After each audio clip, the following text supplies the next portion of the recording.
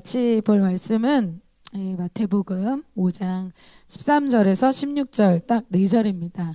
제가 읽고 마지막 절은 16절은 다 같이 읽도록 하겠습니다. 마태복음 5장 13절에서 16절입니다. 16절은 다 같이 읽도록 하겠습니다. 너희는 세상의 소금이니 소금이 만일 그 맛을 잃으면 무엇으로 짜게 하리요? 후에는 아무 쓸데없어 다만 밖에 버려져 사람에게 밟힐 뿐이니라. 너희는 세상의 빛이라. 산 위에 있는 동네가 숨겨지지 못할 것이요 사람이 등불을 켜서 말 아래에 두지 아니하고 등경 위에 두나니 이러므로 집안 모든 사람에게 비치느니라. 같이 읽겠습니다. 이같이 너희 빛이 사람 앞에 비치게 하여 그들로 너희 착한 행실을 보고 하늘에 계신 너희 아버지께 영광을 돌리게 하라. 아멘. 네, 졸업 예배의 말씀 제목은 세상 속의 제자입니다. 여러분, 여러분 크리스천이십니까? 정말 아멘이세요? 네. 우리는 그리스도인이라고 하죠. 그것을 크리스천이라고 합니다. 그리스도인이란 말은 2000년 전에부터 있었던 말이에요. 사도행전 11장에 보면 안디옥 성도들을 보면서 믿지 않는 사람들이 저 사람들 그리스도인이다 라고 얘기한 것이 처음 크리스천이란 말, 그리스도인이라는 말의 시작이었어요. 예수 그리스도를 따르는, 그래서 세상 사람들과 정말 다른 삶의 양식으로 살아가는 사람들, 그래서 정말 눈에 띄는 사람들, 그 사람들이 그리스도인이다, 크리스천이다 라고 이야기하고 있어요. 그래서 안디옥 성도들이 나를 그리스도인이라고 불러주세요 라고 얘기해서가 아니라 불신자들, 믿지 않는 사람들이 딱 보기에 그들의 삶이 좀 다른 거예요. 좀 특별한 거예요. 그래서 그 사람들이 요청해서가 아니라 믿지 않는 사람들이 그들을 보면서 당신들은 정말 다른 삶을 살아가는, 예수 그리스도를 따라가는 그런 사람들이군요 라고 붙여진 것이 바로 크리스천, 그리스도인이라는 뜻입니다. 그런데 지금은 여러분 캠퍼스에서도 보고 또 우리 졸업생들, 우리 김장쌤 이제 바로 끝나자마자 캠퍼스 끝나고 이제 직장에 바로 가는데, 직장에 가면 또 여러분 캠퍼스만 가도 어때요? 크리스천과 이제 넌 크리스천이 많이 구분되나요? 지금은 잘 구분이 되지 않습니다. 왜냐하면 정말 예수님을 믿은 그 사람의 삶이 이제는 어떻게 살아야 되는지, 어떤 정체성을 갖고 살아야 되는지, 어떤 목표를 갖고 살아야 되는지를 잘 모르기 때문이에요. 그래서 오늘 말씀을 통해서 내가 그리스도인, 크리스천이라면 어떤 목표, 어떤 방향성, 어떤 정체성으로 살아가야 될지, 여러분의 어떤 졸업 예배라는 것, 또 오늘 대학부 어떤 예배라는 것이 아니라 여러분의 인생을 통틀어서 신앙이라는 것에 대해서, 목표에 대해서, 정체성에 대해서 확립하게 되는 그런 시간이 될 줄 믿습니다. 자, 오늘 본문에 말씀하시는 대상에 대해서 먼저 보도록 하겠습니다. 오늘 본문에 이 말씀 4구절 읽었는데 이 말씀의 대상은 누구냐면 예수님이 부르신 사람들이에요. 특별히 오늘 예수님이 부르신 사람들은 제자들입니다. 오늘 이 말씀의 대상은 예수님이 부르시고 택한 제자들을 향해서 말씀하시는 거예요. 13절에 보면 너희는 이렇게 얘기해요. 너희는 어떤 자다. 너희는 어떤 자다. 이렇게 얘기하고 있는데 그 너희는 바로 예수님의 제자들입니다. 여러분 예수님의 제자들 생각하면 딱 떠오르는 것들이 있죠. 뭐가 있어요? 어부, 세리. 네, 그렇죠. 대부분 무식하고 학문 없고 학벌 없고 또 세리. 그 당시에 돈을 밝히고 또 여러분 세리라 그러면 이 우리나라로 치면 매국노죠. 일본의 앞잡이 그런 역할을 하는 시대적이고 민족적인 왕따, 그런 사람들을 예수님께서 어떻게 했다? 불렀다라고 얘기하고 있어요. 한마디로 제자들을 얘기하자면 자격 없는 사람들이라는. 그런데 여러분 꼭 이렇게 문벌이 없고 또 이렇게 세리 같고 이런 돈을 밝히는 그런 사람뿐 아니라 아주 그 시대 석학이었던 학문 좋았던 사도 바울도 뒤늦게 부르심을 받죠. 그런데 사도 바울도 자기 자신에 대해서 죄인 중에 괴수다라고 표현을 해요. 왜냐? 사도 바울이 예수 그리스도를 믿는 사람들을 핍박하는 사람이었잖아요. 이 사도 바울이야말로 가장 자격이 없는 사람의 한 사람이죠. 자, 어떤 사람은 1학년 때 부르심도 받고 또 사도 바울처럼 이 제자들 중에 또 늦게 이렇게 부르심 받은 사람도 있습니다. 근데 뒤늦게 이 부르심 받은 사도 바울은 아까 얘기한 대로 자격이 없는 사람이었죠. 가장 자격이 없는 사람이었습니다. 이 중에서 나는 졸업생인데 나는 아마 대학부 때 뭐 별거 없었는데 이제 졸업 예배 때 이제 뭐지? 뒤늦게 시작해도 상관이 없습니다. 자, 포도원의 비유가 그런 비유죠. 어떤 포도원 주인이 이제 포도원에서 일할 이 사람들을 부릅니다. 어떤 사람은 아침에 일찍 부른 사람이 있고 어떤 사람은 뒤늦게 부른 사람이 있어요. 그런데 신기하게도 포도원 주인은 뒤늦게 부른 사람도 삭을 똑같이 주었습니다. 자, 그런 사람이 사실은 사도 바울이죠. 사도 바울은 뒤늦게 부르심을 받았지만 어떻게 보면 주님 앞에서 정말 많은 열매를 맺은 하나님께 정말 칭찬을 받은 사람이었습니다. 시기와 또 때는 상관없이 우리 특별히 졸업생들에게 또 여러분에게 나는 4학년인데 지금 어떡하지? 여러분에게 타이밍은 상관이 없어요. 하나님이 여러분을 부르고 계십니다. 자, 그러면 이 자격이 아니라 은혜로 또 하나님의 긍휼로 우리가 부르심을 받았다면 그렇게 부르심 받은 사람은 자세가 어떨까요, 여러분? 내가 진짜 자격이 없어. 사람들은 막 너무 능력이 많아서 아침 일찍 부르심 받았는데 나는 아무도 안 써줘서 늦게 이 포도원에서 부르심을 늦게 받은 사람이에요. 그 사람의 자세는 일할 때 어떨까요? 굉장히 기쁘겠죠? 자원해서 하겠죠? 우와, 이거 너무 좋아. 자원해서 하게 됩니다. 기쁘게 하게 돼요. 억지로 하지 않게 돼요. 우리가 처음 예수님을 만났을 때의 모습이 이런 모습이에요. 자격이 없는 나를 부르셔서 내가 이런 일을 하다니, 내가 찬양 인도를 하다니, 내가 FD를 하다니, 와, 내가 말씀을 전하다니. 제가 말씀을 처음 전했을 때 세종대 그 애지연이라고 거기 예배당에서가 아니고 이런 강의실에서 전했어요. 아직도 기억이 나는데 그때 이제 막 원고 보면서 너무 떨려하면서 와, 내가 말씀을 전하다니 맙소사, 내가 이런 감격적인 그런 시간이 있었습니다. 그럼 우리가 우리의 과거를 생각하면 우리가 주님을 섬길 때 너무 기뻐요. 그런데 어때요? 우리가 변질되죠. 시간이 지나면 내가 어느새 자격이 있어요.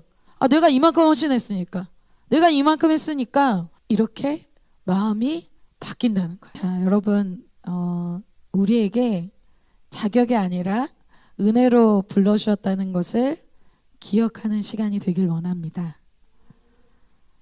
내가 이만큼 또 잘하는 사람이기 때문에, 헌신하기 때문이 아니라 주님이 나를 은혜로 불러주셨습니다. 자, 하나님이 예수님이 어떤 사람을 부르실 때, 또 어떤 공동체를 부르실 때는 분명히 이유가 있습니다. 여러분, 어떤 공동체든 어떤 사람이 좀 누군가 콜링하고 부르면 다 목적이 있죠. 목표가 있습니다. 그것은 예수님도 마찬가지입니다. 예수님이 어떤 사람을 부르고 또 어떤 공동체를 부를 때는 이유가 있다는 거죠. 처음에는 제자들이 어부고 세리일 때는 어떤 걸 위해서 살았겠어요? 어부들은 고기 많이 잡는 거, 내가 이 세상에서 좀 스펙 많이 쌓고 좀 연봉 좋은데 가는 거, 세리 돈 많이 벌어서 좀 남 무시받지 않고 좀 인정받는 삶 사는 거, 그게 인생의 목표였어요. 그런데 이들이 예수 그리스도를 믿고 나니까 인생의 목표가 완전히 달라집니다. 그것이 무엇이에요? 고린도후서 5장 15절 말씀이 바로 우리 인생의 목표를 이해하게 해줍니다. 고린도후서 5장 15절 말씀을 다 같이 한번 읽어보겠습니다. 아멘. 자, 이제는 우리가 어떤 삶을 살아야 되느냐? 고린도서 5장 15절에 아주 정확하게 얘기했어요. 오직 그들을 대신하여 죽었다가 다시 살아나신 예수 그리스도를 위하여 살게 하려 함이라 말씀하고 있습니다. 예수 그리스도를 정말 믿은 사람, 만난 사람은 이제 삶의 목표가 아주 분명하고 정확합니다. 바로 예수 그리스도를 위해서 살도록 부르심을 받았다는 거예요. 그래서 이 오늘 말씀의 이 대상자들은 예수님을 위해서 사는 자들이란 뜻입니다. 자, 그런데 예수님을 위해서 산다라고 생각했을 때 여러분 떠오르는 게 뭐예요? 사람마다 이게 다 달라요. 그러니까 예수님을 위해서 산다는 것이 사람마다 다 다르고 굉장히 추상적입니다. 그럼 예수님을 위해서 사는 것은 교회에서 살아야겠다. 이제 세상에 나가지 말고 교회 사람들하고 밥 먹고 교회 사람들하고 있고 교회 나가지 말고 교회 모임만 해야겠다. 이렇게 생각하는 사람들도 있을 수 있겠죠. 그래서 교회 안에서는 벗어나지 않아요. 교회 안에서는 굉장히 충성해요. 그런데 세상에 나가서 어때요? 캠퍼스 가면 캠퍼스에 맞는 사람으로 변신. 직장에 가면 직장에 맞는 사람으로 변신하는 거예요. 그런 정체성이 아니라 오늘 예수님께서는 마태복음 오늘 5장에 예수님을 위해 산다는 것이 정확하게 무엇인지를 3가지로 얘기해주고 있습니다. 첫 번째는 예수님을 위해 산다는 것은 세상으로 나가야 된다라고 말씀하고 있어요. 오늘 본문에서 계속해서 반복적으로 얘기하고 있는 단어가 있습니다. 자, 13절과 14절에 이렇게 얘기하고 있어요. 13절에 너희는 세상의 소금이다 이렇게 얘기하고 14절에는 너희는 세상의 빛이다 이렇게 얘기해요. 어디에?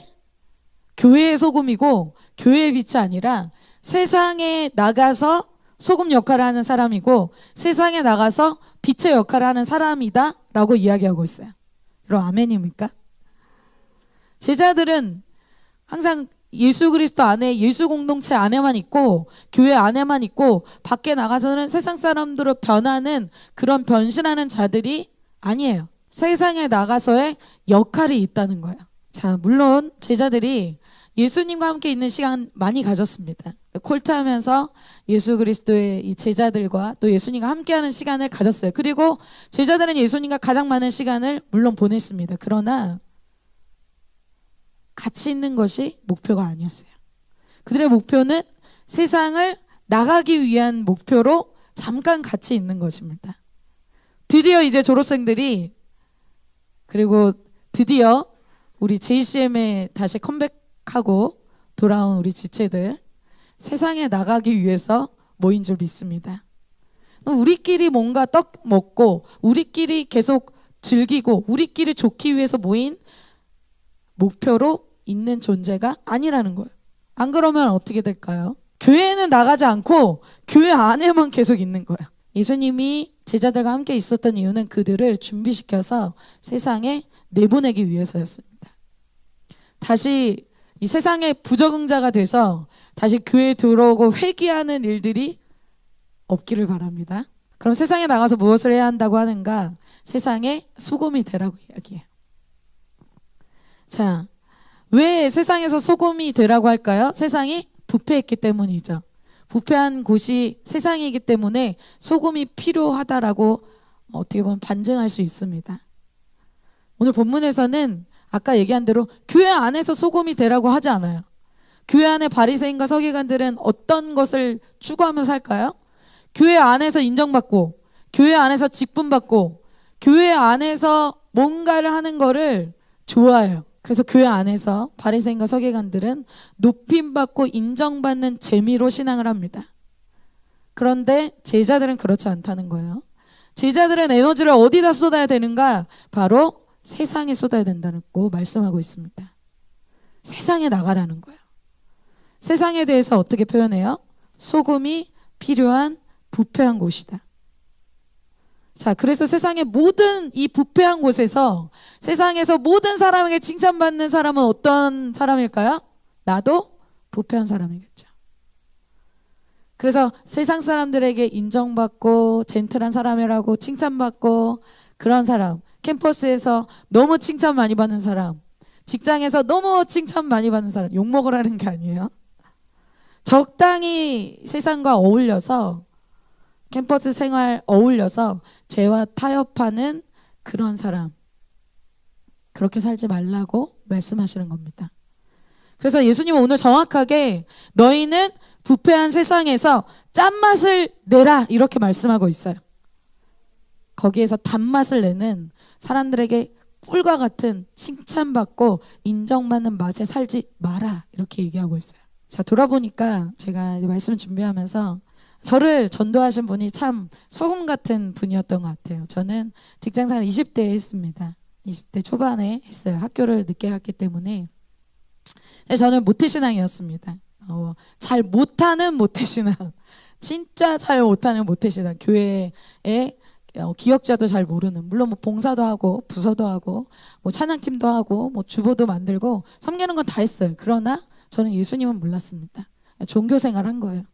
그러면서 제가 회사 다닐 때는, 자, 그런 종교인의 특징이 뭘까요? 세상에 나가면 뿅 변신합니다. 어떤 사람? 세상에 맞춤형 인간이 돼요. 전 딱 그런 사람이었어요. 교회는 다니는데 딱 세상에 나가면 세상 사람들이 짓는 죄 짓고 세상 사람들에게 맞춰서 사는 사람이 저 같은 사람이었어요. 저였어요. 그런데 제가 저희 회사에서 저희 다른 부서 상사분이 광신도로 유명했어요. 그래서 그분이 나를 전도하지 못하도록, 그분이 지나갈 때면 항상 긴장감과 방어, 여러분 그거 아시죠? 여러분 저희 멤버들 중에서 그런 사람도 있는데 제가 인사만 하면 안녕하세요 이렇게 가시는 분들이 있어요. 저도 그분한테 그랬어요.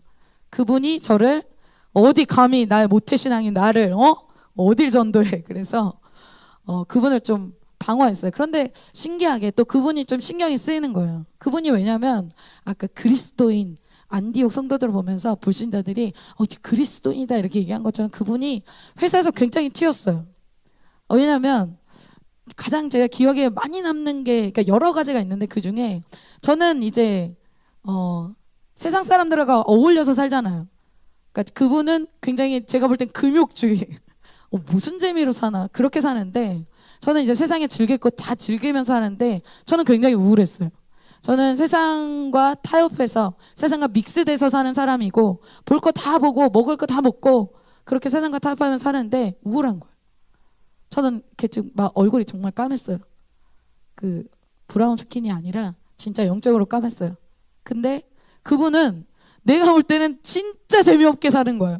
뭐 술도 안 마셔, 영화도 안 봐, 뭐 주일 때문에 뭐 아무튼 뭐 같이 뭐 심지어 야구 뭐 축구 뭐 이런 거 아무것도 안 봐. 근데 너무 얼굴이 밝은 거예요. 이때 현타가 오는 거예요. 뭐야, 나보다 재밌는 걸 하나도 못 누리는 저 사람이 왜 맨날 즐거운 거야. 그게 너무 이상했어요. 그래서 그분한테 이제 안 보는 척 하면서 그분의 삶을 힐끔힐끔 보기 시작했어요. 여러분, 크리스천은 정말 이런 사람 같아요. 그분이 저한테 처음부터 막 교회 오라 막 이렇게 얘기한 게 아니에요. 근데 그러면서 또 그분에게 굉장히 좀 특이한 점이, 여러분 회사 생활하면 뭐 캠퍼스에서도 그렇지만 뒷말을 많이 해요. 뒷담화. 그래서 막 저 상사는 말이야 그러면서 이제 막 저 사람은 저래, 저 사람은 저래, 막 위에 상사들을 뒤에서 뒷담을 많이 합니다. 근데 그분은 뒷담을 안 해. 항상 굉장히 순종적이야. 그래서 저는 아주 완벽하게 이중적이군 이렇게 생각했어요. 그냥 우리 앞에서는 안 하지만 뒤에서 할 거야 이렇게 생각했어요. 왜냐하면 저는 그런 사람을 본 적이 없거든요. 그래서 여러분, 주위에 친구들이 참 중요해요. 저는 그런, 그러니까 진짜 소금으로서 사는 사람의 모델을 처음 본 것 같아요. 그래서 그분이 정말 그 권위자한테 깍듯하고 순종하는 거예요. 뒷말을 안 하고. 그리고 술자리에서 저희가 회식입니다. 그리고 그때는 뭐 지금 많이 안 그렇지만 회식은 제2의 회사 생활이다. 그러면서 이제 회식을 안 하면 회사 생활 안 하는 거다. 막 그랬어요. 저 안 갑니다. 그럼 그럼 회사 그만둬. 약간 그런 분위기였어요. 그래서 지금은 요즘 MZ는 안 그러잖아요.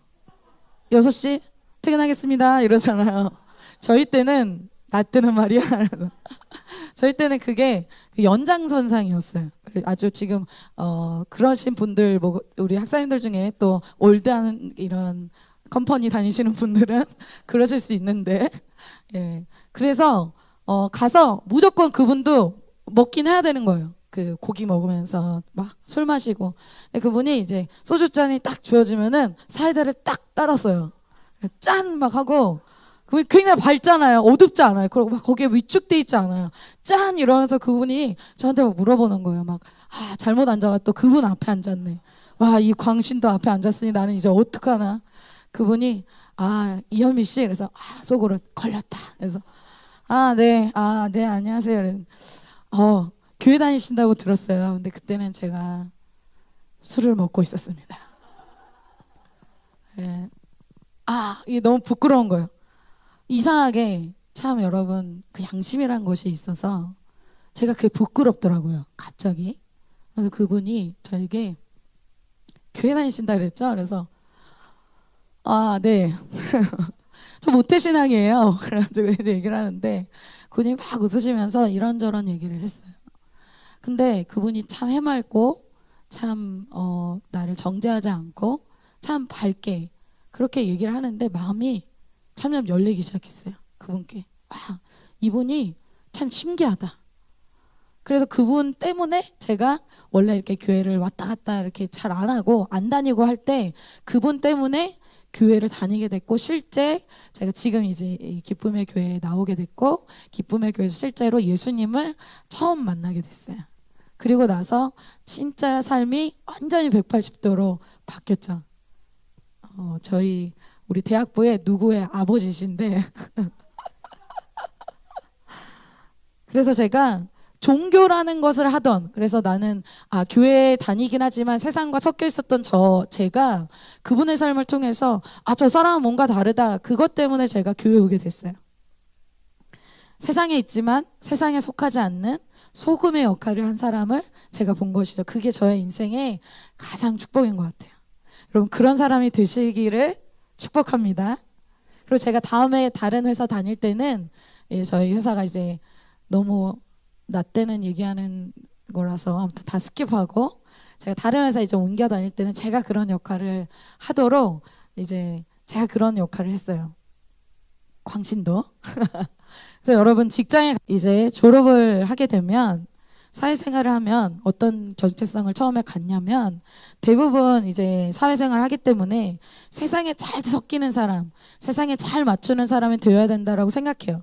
물론 여러분, 세상에 왕따가 되라는 건 아니에요. 잘해야 됩니다. 영향력이 있어야 돼요. 그러나 나의 정체성은 확실해야 된다는 거야. 물에 물 탄 듯이라는 말이 있잖아요.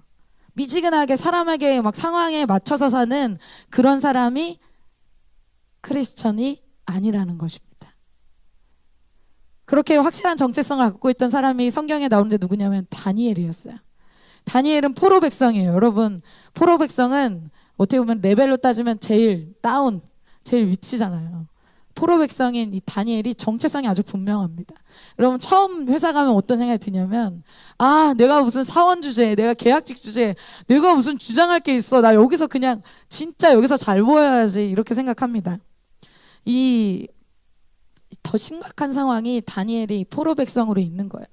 포로 백성이지만 그가 인재 등용을 위해서 바벨론으로 끌려왔죠. 바벨론에서 특별한 대우를 그들에게 해줬습니다. 그들은 굉장히 똑똑한 사람들이었기 때문에. 그래서 거기서 성공하려면 어떻게 돼요? 거기서 주는 거 잘 먹고 잘 적응하고 잘 맞추는 사람이 성공하겠죠. 그래서 다니엘과 같이 대부분 온 포로 백성 친구들은 다 그 바벨론에 맞춰서 맞춤형 인간이 됐다는 거예요. 그럼 직장 가면은 직장 맞춤형 인간이 막 되기 시작합니다. 뭐 주일 성수는 뭐고, 예외는 뭐고, 이제 뭐 11조는 뭐고, 다 하나님과 관계는 막 없어져요. 돈 많이 버는 게 제일이지. 세상 사람 빨리 직급 올라가는 게 제일이지. 그게 목표가 돼요. 다니엘은 달랐다는 거예요. 남들은 세상의 것 먹고 다 마시는데 다니엘이 세상의 사람의 맞춤형 인간이 아니었다는 거예요. 하나님의 사람은 하나님께 맞춤인 사람입니다. 다니엘 1장 8절. 아멘. 이게 여러분의 고백이 되시기를 축복합니다. 내가 하나님의 사람이지 어떤 회사의 사람, 또 직장의 사람, 또 사람에게 맞춘 그런 사람이 아니라는 거예요. 캠퍼스도 마찬가지예요. 내가 뭐 교수님에게 잘 보이기 위해서 세상 인맥을 잘 만들기 위해서 그런 사람이 되지 말라는 거예요. 자, 남들은 다 그렇게 근데 세상 비유 맞춰서 다 먹었을 거 아니에요. 그런데 하나님 어떻게 하십니까? 다니엘을 왕이 몇 번씩 바뀌는 여러분 지금 참 불안정한 시대죠. 그러한 시대 속에서 다니엘을 왕이 몇 번씩 교체되는 그 상황에서 제2인자로 계속해서 높여주십니다. 그러니까 다니엘처럼 이렇게 살 수 있는 사람은 어떤 믿음을 가진 사람이에요? 하나님이 나의 인생을 책임지시고 하나님이 나의 인생을 높이기도 하시고 낮추기도 하시는 분이라는 거. 사장님이 아니라 교수님이 아니라 나의 인생을 진짜 높이기도 하시고 낮추기도 하는 분은 하나님이시라는 것을 믿는 믿음을 가진 사람만 이렇게 할 수 있겠죠. 그런 믿음을 가지시길 축복합니다. 여러분 막 그런 생각하고 있죠. 나는 뭐 충분히 그렇게 할 수 있는데 뭐 저런 거 유치한 걸 얘기하시나? 자, 여러분 직장 가서 봅시다. 그래서 다니엘은 그곳에서 어때요? 사람에게 맞춤형 인간이 되지 않고 그곳에서 하나님의 영광을 드러내는 삶을 살았어요. 여러분 직장에서 먹고 살기 위해서 돈 벌기 위해서 다니지 마세요. 가장 초라한 인생이 뭐예요? 돈 때문에 회사 다니고 스펙 때문에 캠퍼스 다니는 거예요. 와, 너무 의미가 없잖아요. 여러분 4년 동안 형제들은 7년 동안 캠퍼스 있어요. 근데 온리 스펙만을 위해 산다? 얼마나 초라해요. 자, 직장 생활은 계속 해야 돼요. 죽을 때까지 해야 돼요. 계속 돈 버는 기계예요. 돈만을 위해 산다? 얼마나 괴로워요. 얼마나 무가치해요.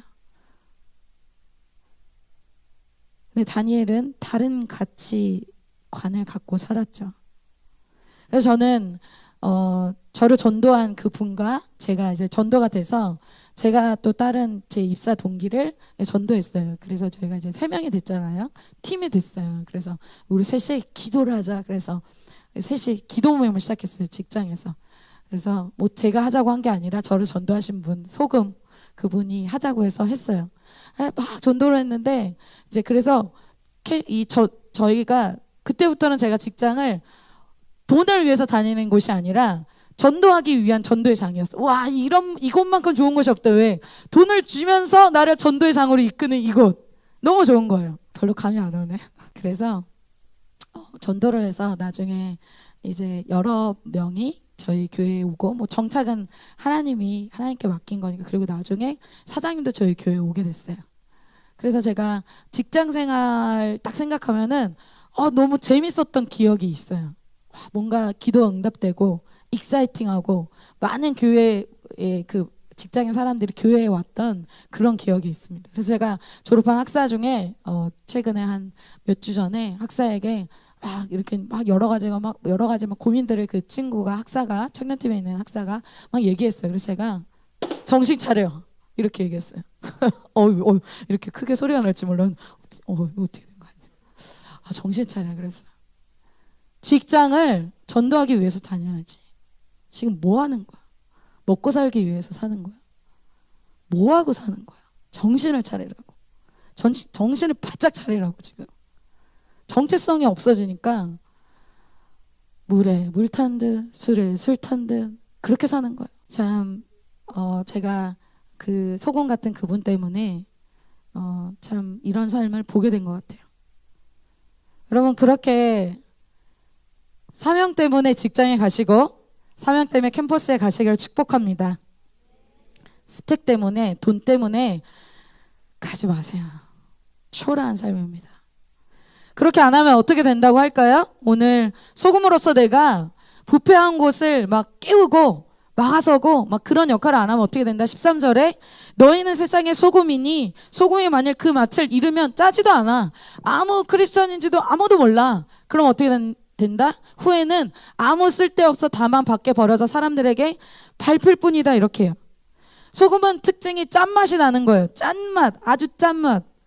그게 부패를 막아주거든요. 그게 없어지면 어떻게 되냐? 아무 쓸데가 없다는 거야. 예수님의 은혜를 받고 예수님의 영광을 위해서 부르심 받았지만 놀라운 큰 인생으로 부르심 받았지만 내 삶의 캠퍼스에서 직장에서 짠맛을 내지 않으면 하나님의 영광을 나타내지 않으면 아무 쓸데없는 인생이 된다는 거예요. 여러분 세상에서 소금이 되는 저와 여러분이 될 줄 믿습니다. 그들의 정체성 두 번째는 세상의 마지막입니다. 빛이라고 말씀하고 있어요. 이것도 역시 그냥 빛이 아니라 세상의 빛이에요. 세상이 어둡기 때문이겠죠. 어둡다는 건 무슨 뜻일까요? 죄가 있다는 것이에요. 죄가 있는 곳을 어둡다라고 표현합니다. 현재는 지금 여러분 시대는 죄의 농도가 점점 짙어지는 시대에 있어요. 여러분 불륜이 일반적이고 혼전순결은 당연히 안 지키는 것이 일반적인 시대에 우리가 살고 있어요.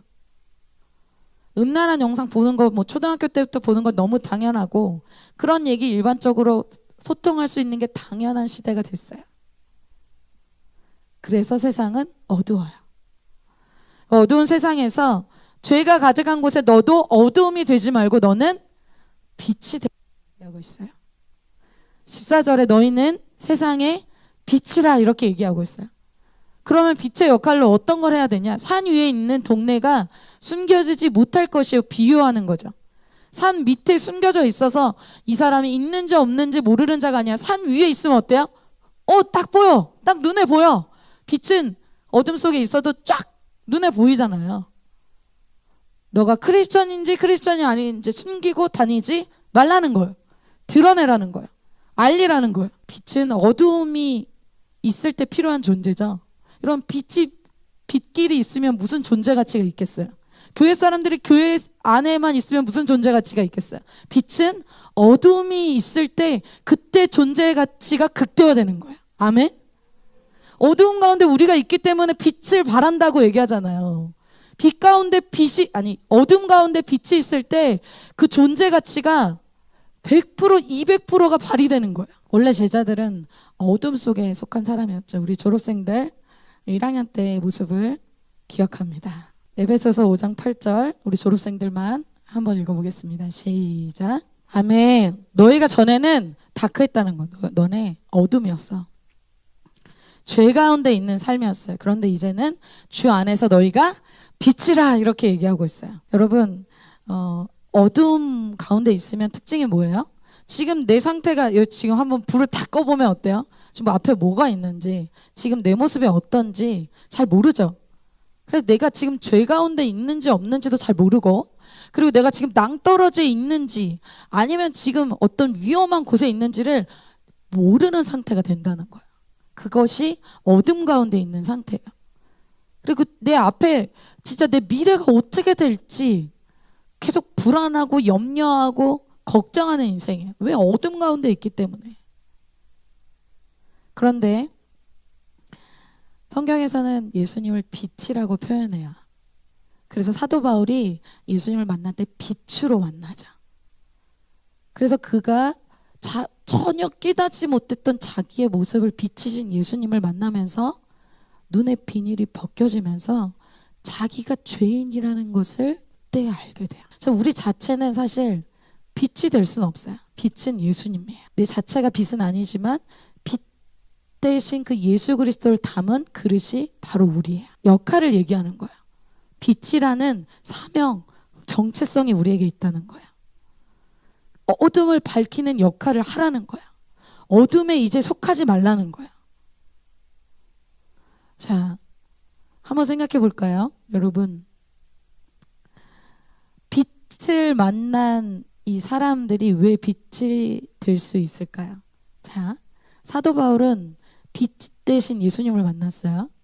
하나님은 알았지만 예수님은 잘 몰랐죠. 여러분 그런 분들 있죠. 저처럼 제가 저희 교회 와서 하나님 모태신앙이었지만 예수 그리스도를 알고 있죠. 십자가도 알고 있었어요. 머릿속으로 다 알고 있어요. 삼손 다 알고 있어요. 오병이어 다 알고 있죠. 그러나 저는 예수 그리스도가 나의 죄를 위해서 죽었다는 죄사함의 체험을 한 적은 없어요. 자, 바로 사도 바울이 그런 사람이었어요. 사도 바울이 내가 엄청난 종교인이었다라는 걸 이 유대인들한테 얘기해요. 그런데 그가 넥스트, 유대인들한테는 한계가 있어. 예수님은 잘 몰라요. 그런데 그 넥스트를 보여주는 거예요. 유대인 오브 유대인, 유대인 중에 유대인은 최고 유대인이었던 바리새파 중에 가장 똑똑했던 그 사도 바울이 유대인들한테 넥스트를 보여주는 거예요. 너의 신앙이 지금 잘못됐어. 그 다음 영역인데 너네가 그것을 가지 않고 있어 라고 얘기해줘요. 예수님을 만나야 진짜 신앙이 시작되는 거야. 자, 그들 눈에는 눈이 가려져 있다고 하잖아요. 어둠 가운데 있어요. 그래서 그 넥스트를 몰라요. 그 다음 단계를 몰라요. 그런데 예수님을 만난 사람을 통해서 신앙이 하나님만 믿는 것이 아니라 예수님을 막 만나고 죄사함을 받는 것이 신앙이구나. 그 넥스트를 경험해요. 자, 그것을 넥스트를 경험한 사람 또 어떤 걸 경험해요? 예수님의 십자가를 경험하는 것이 끝이 아니고 성령을 체험하고 제자들이 방언을 하기 시작하고 그들이 가는 곳마다 귀신이 쫓겨나가고 그런 일들을 체험하는 신앙도 있구나. 그 넥스트를 또 보여주는 거예요. 내 신앙의 어떤 한계, 내 인생의 20대의 캠퍼스에 뭐 다른 삶이 있을까? 아니, 다른 삶이 있어. 이걸 보여주는 게 하나님의 사람이라는 거야. 제가 얼마 전에 그런 체험을 했어요. 제가 이 간증을 많이 했지만 탄자니아 선교사님, 황 선교사님 부부가 저희 교회 왔어요. 아프리카 쪽에 선교하시는 그분들이 이제 설교하시기 전에 같이 1시간 정도 같이 밥을 먹는 시간이 있었는데 제가 사모님 옆에 앉았어요. 자, 제가 얘기하려는 주제는 뭐냐면, 자, 내가 내 삶의 한계, 또 어떤 상처, 어떤 한계라고 생각하는 그 어떤 단계에 있어요. 그 다음 단계는 난 몰라. 거기는 어두워. 나는 모르지만 그 사람이 간증을 통해서 그 넥스트를 보여주는 사람이 저에게 이제 나타난 거예요. 네, 그분이 사모님이 이제 설명을 막 뭔가를 막 이렇게 그냥 재밌게 밥 먹는 시간이었어요. 이거 먹을래요? 이거 맛있네요. 그래서 얘기를 하다가 갑자기 그분이 몇 년 전에 되게 아팠었던 얘기를 했어요. 그래서 원래 탄자니아에 계신데 좀 병을 얻어서 혼자 이제 여기 한국에 오신 거예요. 네, 남편분이 있으신데 선교사님이 계신데 혼자 왔고 혼자 아파서 혼자 수술을 받아야 되는 상황이었어요. 근데 제가 그때부터 갑자기 울컥했어요. 왜냐하면 제가 어떤 좀 한계점이 있냐면 제가 한계점이라고 말하기 그런데 제가 혼자 지낼 때가 있었어요. 잠깐 집에서 나와서 이제 다른 집에 이렇게 좀 있으면서 혼자 이제 가족들하고 같이 있지 않고 혼자 있을 때 굉장히 아팠어요. 거의 뭐 정말 사경을 헤매는 그런 중에 저 혼자 굉장히 아팠기 때문에 그 혼자 아팠을 때의 그 슬픔이 있었어요. 그래서 다시 그런 상황이 되면은 너무 힘들 것 같다. 그런 마음의 그 한계죠, 제가. 만약에 그런 상황에 다시 딱 겪게 되면은 좀 난 힘들 것 같다. 그런 상황 여러분 있으시죠? 나 또 그 상황이 되면 좀 힘들 것 같아. 근데 그때는 걸어 다니기가 힘들 정도로 아팠어요. 근데 그분 이 얘기를 듣는데 제 얘기 같은 거예요. 근데 저는 그 넥스트를 이제 생각을 못했죠. 항상 그때 생각하면 슬프고 어렵고 그때 가족들이 좀 그때 너무했어 뭐 이런 생각들 여러 가지가 저희 삶의 한계죠. 그 넥스트를 볼 수 없는데 그 선교사님 막 웃으시면서 그 얘기를 하시는 거예요. 수술실을 가는데 의사 선생님이 물어보셨대요. 보호자는 어디 계신가요? 이렇게 물어보셨대요. 그때부터 제가 눈물이 여기까지 찼어요. 보호자는 어디 계신가요? 그런데 제 보호자는 하나님이십니다. 이렇게 얘기하셨다는 거예요. 그리고 2년 동안 혼자 그 병 간호 해줄 사람이 없이 혼자 그냥 아픈 거를 그냥 이렇게 견디셨는데 그거를 막 얘기한 게 아니라 막 웃으면서 그런 일이 있었어요. 그러면서 이제 다른 얘기로 넘어가셨어요. 밥 드시면서. 근데 저는 눈물이 여기까지 찬 거예요. 막 울었어요. 막 너무. 근데 제가 넥스트를 본 거죠. 무슨 넥스트? 나는 그게 굉장히 힘들고 어렵고 그게 힘든 일이었는데 이 사람한테는 그게 아무것도 아니에요. 보호자 대신 나의 하나님이 있는데 이 사람한테 그게 문제가 되지 않네. 그렇게 어려웠던 일은 아니었구나. 그 넥스트가 있구나. 그래서 제가 굉장히 회개를 하게 됐어요. 그 마음에 가족들이 그때 나를 조금 이렇게 해줬었으면 더 좋았을 텐데 라는 내 친구가 죽이라도 한번 사다 줬으면 좋았을 텐데 라는 어떤 그런 마음들 그런 것들이 다 사라졌어. 하나님이 나를 그때 보호하셨고 생각해보니까 하나님 저를 치유하시고 또 나중에 그 질병이 다 사라지도록 주님이 저를 새롭게 하셨거든요. 그래서 제가 무엇을 얘기할까요? 여러분, 우리는 하나님의 어떤 말씀이나 그리고 하나님을 믿은 빛이 이미 있는 그러한 사람들의 간증을 통해서 우리 인생의 넥스트를 볼 수가 있습니다. 나의 캠퍼스에, 나의 20대에, 나의 30대에, 나의 40대에 어떤 소망이 있을까? 다른 어떤 그림이 있을까?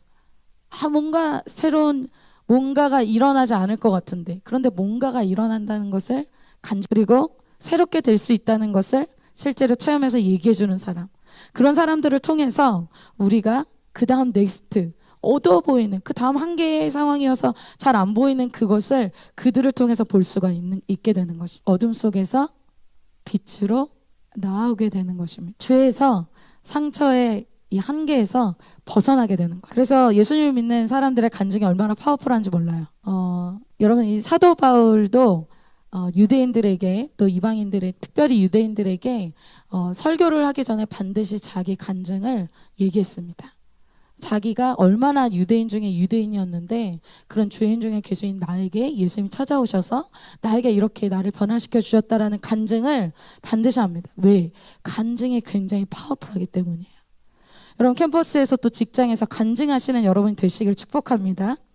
나는 간증할 거리가 없는데요, 그런 예수님 만나게 되시길 축복합니다. 간증을 할 때 그 사람에게 빛을 증거하는 거예요. 내 자랑 말고 제가 뭐 이렇게 헌신했습니다, 제가 뭐 이렇게 했습니다, 그런 거 말고 예수님을 증거하시게 되기를 축복합니다. 가끔은 뭐 간증은커녕 뭐 식사기도도 좀 나 너무 또 이렇게 광신도로 보이면 어떡하지, 식사기도도 못하고 또 채플에서 뭐 찬양하고 그런 거 너무 또 나를 또 그렇게 보면 어떡하지, 그렇게도 하죠. 빛으로 사는 게 아니라 죄 가운데 있는 사람들 속에서 죄를 짓는 것을 부러워하면서 빛 가운데 거하는 걸 부끄러워하는 삶을 살기도 합니다. 술자리에서 또 신자들 앞에서 우리가 어떻게 해야 할까요? 빛의 정체성을 잃어버리지 않는 것입니다. 오히려 빛을 증거하는 자들이 되는 거예요. 자, 우리의 이 숨길 수 없는 정체성을 마지막에 뭐라고 표현합니까? 등불이라고 표현하죠. 15절에 이렇게 말씀하고 있습니다. 사람이 등불을 켜서 말 아래에 두지 아니하고 등경 위에 두다니 이러므로 집안 모든 사람에게 비치느니라 라고 말씀하고 있어요. 너희가 그 자리에 있는 이유, 너희가 캠퍼스에, 직장에, 그 가정에 있는 이유가 무엇이다? 집안 모든 사람에게 빛을 비추기 위해서 있다라고 얘기하고 있어요. 직장의 상사, 직장의 나의 동기들, 그리고 캠퍼스의 친구들, 나의 가족들이 왜 있느냐? 너희에게 빛을 비추게 하기 위해서 옆에 뒀다라고 얘기하고 있어요. 근데 우리는 그렇게까지 하고 싶어 하지 않잖아요. 크리스천이라는 거 밝히고 싶어 하지 않죠. 크리스천이라는 거 괜히 얘기했다가 내 삶에 제약이 올까봐, 피곤해질까봐 얘기하기 싫어요. 그런데 어떻게 하라? 비치게 하라, 알게 하라. 되도록 편안하게 직장 생활하고 캠퍼스에서 되도록 굳이 신앙 밝히지 않으면서 하지 말아라. 굳이 밝히는 사람들이 누구냐? 바로 제자들이었어요. 사도행전 4장 18절에 그것을 뜯어 말리는데도 그들이 증거하는 것을 보여주고 있습니다. 사도행전 4장 18절, 그들을 불러 경고하여 도무지 예수의 이름으로 말하지도 말고 가르치지도 말라니. 19절, 베드로와 요한이 대답하여 이르되 하나님 앞에서 너희 말을 듣는 것이 하나님의 말씀을 듣는 것보다 옳은가 판단하라. 20절, 우리는 보고 들은 것을 말하지 아니할 수 없다 하니. 예수님을 보고, 예수님을 만지고, 예수님을 체험하고, 예수님의 용서를 받은 제자들이 우리가 보고 듣고 체험한 것을 말하지 않을 수 없다, 이렇게 말하고 있는 것입니다. 정말 예수 그리스도를 만난 사람은 이걸 말하지 않을 수가 없어요. 말하지 않을 때 어때? 마음이 무거워요. 내 영이 기쁘지 않아요. 그리고 말뿐만 아니라 마지막 절에 뭐라고 얘기합니까? 16절에 다 같이 한번 마지막으로 읽어보겠습니다. 시작. 이같이 너희 빛이 사람 앞에 비치게 하여 그들로 너희 착한 행실을 보고 하늘에 계신 너희 아버지께 영광을 돌리게 하라. 너희가 말만 막 간증 좋아, 간증만 하지 말고 너희의 착한 행실을 그들이 깨달을 수 있도록, 우리의 다른 사람에게, 믿지 않는 사람에게 나의 시간을 소비해보는, 나의 물질을 한번 섬겨보는, 그들의 필요를 좀 돌아보는, 교회 안에서 계속 섬김받고 계속 이해받고 계속 우리끼리 좋은 그것이 아니라 너희가 이제 세상에 나가서 나를 모르는 자들에게 너희의 시간과 물질과 너희의 그 착한 행실을 보고 나에게 돌아오도록 말이 아니라 행실을 행동으로 하라는 것입니다.